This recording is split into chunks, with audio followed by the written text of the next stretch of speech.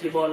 মুহাম্মদ তো সুন্দর সুন্দর কথা বলে, ঈমানের দাওয়াত দেয়, কালিমার কথা বলে, ইসলামের দাওয়াত দেয়, তুই কেন মুহাম্মদকে মারছিস?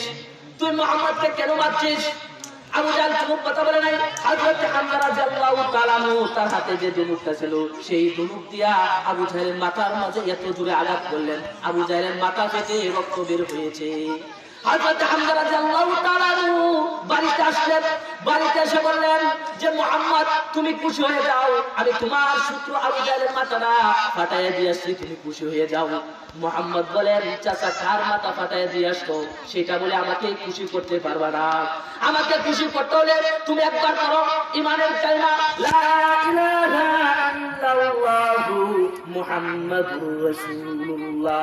হযরত হামজা রাদিয়াল্লাহু তাআলা বলেন, বাচ্চা মুহাম্মদ আমার দেহের চক্ষু খুলে গেছে, আমার বিশ্বাস হয়ে গেছে তুমি যে সত্যি মুহাম্মদ, তুমি সাক্ষী থাকো, আমি বলে নিলাম লা ইলাহা ইল্লাল্লাহু মুহাম্মাদুর রাসূলুল্লাহ সাল্লাল্লাহু আলাইহি ওয়াসাল্লাম।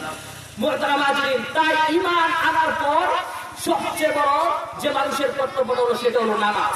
কিয়ামতের ময়দানে মানুষ যে জান্নাতে যাবে, সবচেয়ে দুইটা কারণে জান্নাতে যাবে। সেই দুইটা কারণ কি?